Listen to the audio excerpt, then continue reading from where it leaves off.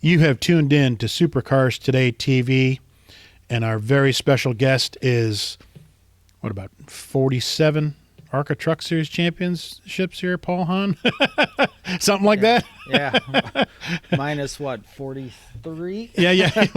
Well, I know it's more than anybody else that I can think of, and by far. But appreciate having Paul on the show here. And like I had talked about in part one, I think a lot of people think of this as just an ARCA car or USAC or IMCA or even NASCAR driver show. But Paul was he's such an integral part of ARCA history that I knew I had to have him on. And when I did PR for the ARCA Truck Series from 2010 until the end of the series in 2016, he was still a superstar. And just to have to, it's funny, I was telling the same thing to Bobby Bowers this weekend at our book signing, and he did the same thing. He laughed. But, I mean, who had the biggest, cheers and autograph lines? And, I mean, you and him and your respective series. And but, again, I'm the king of the bad segues. But I would say this would be right here the start of your big-time racing career, because now you're not necessarily at Flat Rock anymore. We're looking at a shot from an ARCA supercar race, and I don't think I think Hooters came on after this, a race or two after. But ARCA Supercar Series race in March of 1993. This is at Five Flag Speedway, Pensacola, Florida, right before the walls, by the way. And this is Harold Fair driving for your guys' team. I know you're saying you don't remember a lot about it, but, looking at these pictures, you're bringing up a lot of stuff. But maybe talk about that weekend a little bit as I scroll through some of these shots. Yeah, that was, I think, my dad's first race with the car. He bought the car from Waltmeyer. Or no, it wasn't actually. Toledo, I think, was Toledo was before. His first one, and it was the first good run with the car. Had Steve Cronowit drive for him at Toledo. And then this is Harold's first race with my dad. What made him call Harold? Did he know Harold at all, or? Honestly, I don't know. It had to be maybe some type of, connection that, someone told my dad, hey, you should give Harold a call or something like that. And, it's just, he gave him a call, and my dad could sell anything, He sure could. But, it doesn't take, as my dad says, that I could always get a driver, but it's never hard to get a driver. So I guess you don't have to persuade a driver too much to drive a piece of equipment. Especially if you're not bringing any money. So, yeah, exactly. Now you got to bring all kinds of money. Ugh. But, he had Harold come in, and they decided to take a shot down in Pensacola, and we had no idea what to expect. It was a new team, it was a new car for Harold, but we knew he had so much experience that if he was going to make that car work, he would be the man to do it. And we went down there, and man, I could remember how abrasive that track was. Oh yeah. I think the track was made out of what, seashells? Yeah, Florida, yeah. So, it had to be, yeah. Couldn't help it. So yeah. Harold drove so many practice laps, and there went your dad's budget. My dad bought so many tires. His wallet got lighter and lighter and lighter. But hey, it worked in the end, because we were right there at the end, and this is Victory Lane, racing with Rich Bickle, and I think Bickle had a problem where he lost a wheel, probably due to how aggressive the track was. And Bickle was not exactly Mr. Easy either. I mean, I don't think of Harold Fair as an aggressive driver, but I think smooth. I think of smooth. Rich as kind of he's a short track guy from the Midwest, like Harold, but I'd say he was a little more aggressive than Harold. And no offense to Harold whatsoever, but he was on the back end of his career by here. After his ASA days and stuff like that. So, but he was still running ASA here, though, wasn't he? He was splitting time here, wasn't he? Yeah, between your dad and his car. But he was on the. So he had experience enough to know, okay, take it easy. Let's not go down there and tear this up. This is our first race together. And by the way, we're at Five Flags, and we're going to go through about 472,000 tires, Yeah. And here you are on the left. Bucktooth kid, no glasses, no goatee. You're just soaking it all. Were you surprised at the success here? You yourself. I mean, I know your dad was a very focused individual. Your dad wanted what he wanted, but I know your dad wanted to win. But I mean, not like, no offense to you, but not like you went to Flat Rock and set the world on fire. And you guys go to your second race, and we're in victory lane. What? Wow, Yeah, I mean, I don't think he expected it to come that soon, but he put the time in. He did everything right, and he got the team together, and it just everyone clicked. We were a great team at that particular race, and it continued on. We continued racing a few more races. That was strictly just a short track car, so we didn't go to any intermediate tracks or any super speedways. Even though your dad told me that Bob Loga almost literally begged him to show up to some to help fill the field, which you can just imagine with that left-hander there. Oh, yeah. I can't. Oh, boy. But, he after that race, we went to Killcare, and he set a new track record at Killcare. And won a heat, if I'm not mistaken, right? Yes, that's when they had heat races, yep. right? Yep. And then he started on the pole in the feature, and I forget how many laps he ran. I think it was only a couple, though. And we had a right front lower control arm brake, and we figured it came from Pensacola and how. Because after the Pensacola race, there was so much rubber buildup inside the tires. Harold told me after the race, he's like, it was shaking him so bad down the straightaway because, how much debris was caught in the tires that we figured that vibration probably damaged the lower control arm and it broke at Killcare. Now, the whole family was here. We just had a picture, and we'll have a picture of her again, of your sister, but, here's Harold, and here's your dad, and here's your mom, and you were there. I mean, everybody's there. Yeah, I mean, you guys had what, about 10, 12 people there? Oh, yeah. Yeah, you guys had a lot. Wherever we raced, it was always all four of us, plus, the rest of the team. Well, and Harold brought some of his own guys, too, but, I mean. Junior was there, too, yep. And, he had some of his guys that helped him throughout his ASA days. Box was there. There was another guy there, Denny. He worked actually at the shop. Yep, Denny Durecki, yep. And Ken was a friend through knowing us through Flat Rock, and he wanted to get in with the team. So, he was a good part of the team. There's Junior there next to Harold, yep. And then there's Box. I guess I was Senior's right-hand man or something. Back in the ASA days, they knew one another quite well. And the gentleman next to Junior, I think he was friends with Junior, and he was helping Junior out a little bit. So because Junior, I think, was getting his feet wet and racing as well at this time too. And if we don't point her out, you're going to hear from it when we put this up. So who's in between your mom and your dad? That was my sister Julie. Sister Julie. Yep. She was the firecracker of the group. Was? Oh, not anymore, huh? Her and I picked on each other quite a bit that day. Well, I picked on her mostly. Yep. She's not afraid to tell you her mind. Wonder where she gets that from, huh, Rick? I think she had a lot of my dad in her. So I was more mama's boy, but she was definitely a little Rick. So.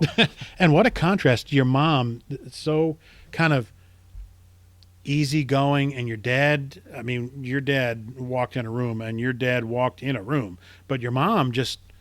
She could be there 10 minutes. You never know it. It's just a nice lady, just so sweet, so nice, just like any mom I've ever met. It's just so pleasant. She's the one that kept everyone calm. She's the one that fed us all. She made sure. Yin to his yang, or yang to his yin, yeah. But when she was videoing me, oh boy, you could hear her in the background yelling. She was the announcer, huh? Yep. Mom, I can't hear the cars. I can hear you. One thing I noticed in this picture, you've got your bubble goggles on. What's up with that? Nobody else got bubble goggles on. See them hanging around your Yeah. neck there? I think I had them because during the race, I was actually the catch can guy. I got So you. I had the bubble goggles, and I probably forgot they were around my neck and never took them off for pictures. And I was about to ask you that. Who did what? Do you remember who did what on the pit stops here? Because you guys must have changed it. I don't know how many tires. If you remember the tires you changed, but geez, I mean, must have had a junkyard full of tires there.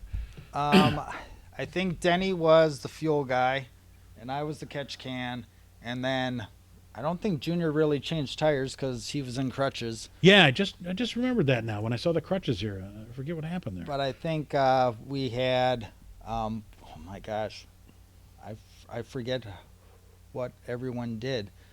Junior had to do something besides being crew chief, and Box had to change tires because he had the knee pads. So I think these two changed the tires, and then Denny did the gas and Ken did the jack. So Now I see some damage on the right rear corner here a little bit. Was that just tire rub, or did Harold don't look like he got into the wall here? Because the wall was only the front stretch. But is that a little bit of tire rub that you guys dealt with that weekend? I don't know. It looks like there's some duct tape and some of my dad's fancy tape work. He might have scraped the wall. I don't remember exactly. He might have scraped the wall in practice, and then we just did a quick fix on it. Now he's number 71. I'm sorry, these are a little out of sequence. He's climbing out of the car again. It's not. Nowadays they'll have you climb back on the car to get pictures, Right. But I don't think I've ever seen. This is some of the happiest I've ever seen Harold. He seemed to be quite, I won. But yeah, you guys are number 71 here. I believe somebody else was number 70 or number 7. I'm sorry. Yeah, we went down there with the number 7, but I believe there was another 7, and they raced with ARCA longer, so they had the rights to the number. I believe Tom Sherrill, now that I think of the light blue, powder blue car, if I'm not mistaken. Now, at the time where Supercars Today TV came from, this is a Supercars Today issue that we covered. We covered all the ARCA races, and this is the publication that covered it. And unfortunately, it's going to, wash out on. That's out of sequence. Sorry, it's going to wash out on this white screen here. Harold Fair outlasts the Florida field, and if I remember right, like you say, Rich Bickle. There's at the bottom of the pager. There's he and Harold and Rich running together, and Rich had some kind of left front, I believe. I believe it was left front, wasn't it? He broke a wheel, if I'm not mistaken, like I you're saying think a earlier, wheel wasn't it? flew off, but I think he still ended up finishing the race, though. Okay. He came in, changed the tire, and came back out. So, Okay. and I think Jeremy Mayfield was in that race as well. He was, yep. So, Yeah, that was his one and only ARCA season, full-time season. okay. Folks, you're watching Supercars Today TV. We appreciate you tuning in. If you'd like and share our videos here, we'd appreciate it. We've got other drivers we'd had on, like Bobby Bowser was our first guest, Joe Ruttman's 1982 champ, Scott Stovall. We've got a couple more guys coming up. We just had Brad Smith on the show recently talking about his Talladega near-death experience, where he said his life did not flash before his eyes, but he thought he was about to lose his childhood car forever. It's funny what you think when you're really about to die. But now we skip to, this is the race after Killcare, because this is back when they used to do, Killcare would run on a Friday night, and then we'd come up to Flat Rock, which makes sense. You're in the area, might as well, 2 for the price of 1, unless you tear something up Right. night before at Killcare, which is highly possible since that thing is shaped like a egg you drop on the floor, But I would assume you guys pulled an all-nighter to fix that, or was it, was it that bad? I mean, luckily we just broke a suspension part, so I mean it wasn't a lot of work that we had to do. We just had to replace the suspension part, and we were able to come to Flat Rock and run the race, and I mean Harold did great here. Speaking of great, he won the heat race. I believe he was in the first heat, because was he on? I don't know if he was on the pole at Flat Rock, or if not, he was top 2 or 3 or something. Yeah, he was right up there. I know it was Waltmeyer was racing in the pedigree car, and he was pretty quick there as well.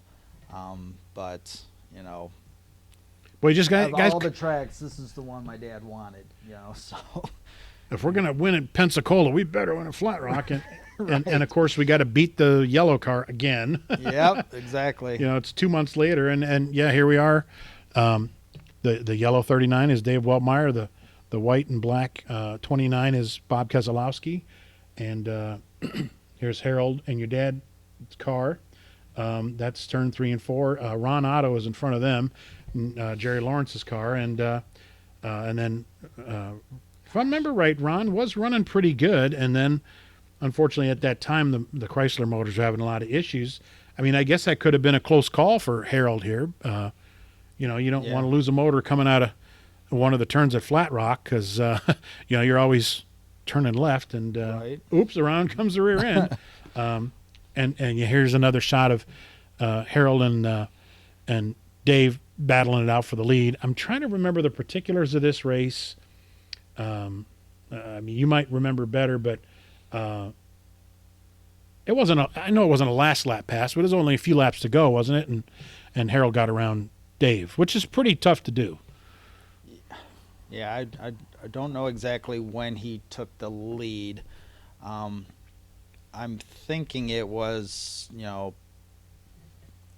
I just have a gut feeling it was he took the lead and started walking away. He definitely had the quicker car, and he knew he needed to get around Dave, you know, pretty darn quick. Just like, you know, he didn't want to come up on lap traffic or anything that would hinder him being able to make any type of pass. So, you know, that car was stuck to the bottom, and I think he got Dave on the inside. And everybody talks about, I was teased, you know, this weekend when I saw Bobby Bowser, I teased him about how Basic Oil Harmony in Springfield, Ohio shows up, but dear God in heaven, I think Taylor and Farmington Hills and wherever you guys are at, and Detroit, where Harold lived, emptied out too. You got everybody here, you know. Geez, oh Pete, this is easily 25, 30 people. Oh, Hooters was on. And in April, Hooters came on to sponsor the series. When you guys were running, it wasn't Hooters yet. Okay. They come on, and then it wasn't about 2 weeks later that we lost down the Kowicki, and so it was a real weird time in ARCA, and then within a year, Hooters is gone again, and but you guys won in 2 different divisions, I guess, the ARCA Supercar Series and the ARCA Hooters Cup Series, but were you surprised that you won at Flat Rock, or were you? No, after I saw what the team could do, and you know how Harold drove the car at Pensacola, I knew that, you know, Flat Rock, you know, he had a real good chance of winning. And then, you know, even before that, when he went to Killcare, and I don't think he ever ran Killcare before, and he sets a new track record. That's a place you'd love to have experience. That just you know, tells me how much Harold could wheel this car around the track. And there's another cover of the covering Harold winning on the weekend. I'm sorry, I had said Killcare, but it was a Flat Rock Toledo weekend. I'm sorry. Okay. And then you know, hometown hero Fair takes it because Flat Rock and Detroit are only 10, 15 miles apart, if that. And graciously, your dad decided to place an ad in my magazine here, which was great. And here's the race in the summer race at Flat Rock up in the corner there. And I know the folks watching here might not be able to see it because, again, it's washing out because of the white color and the white page. But that's Joy Fair and talking to Harold Fair Jr. because Senior couldn't make it that weekend. I believe he was running ASA. Mm-hmm. And so Joy Fair, no relation to the Harold and Senior and Junior, just about took that car to victory lane again. I mean, the crowd was going crazy when he took the lead. Oh, I know. It was, I mean, when... Or did he take the lead, or he was chasing Bobby Bowser down, or I forget who he was chasing down, because Jeremy Mayfield won this race. Oh, it said there he ran down Waltmeyer and almost got to the lead.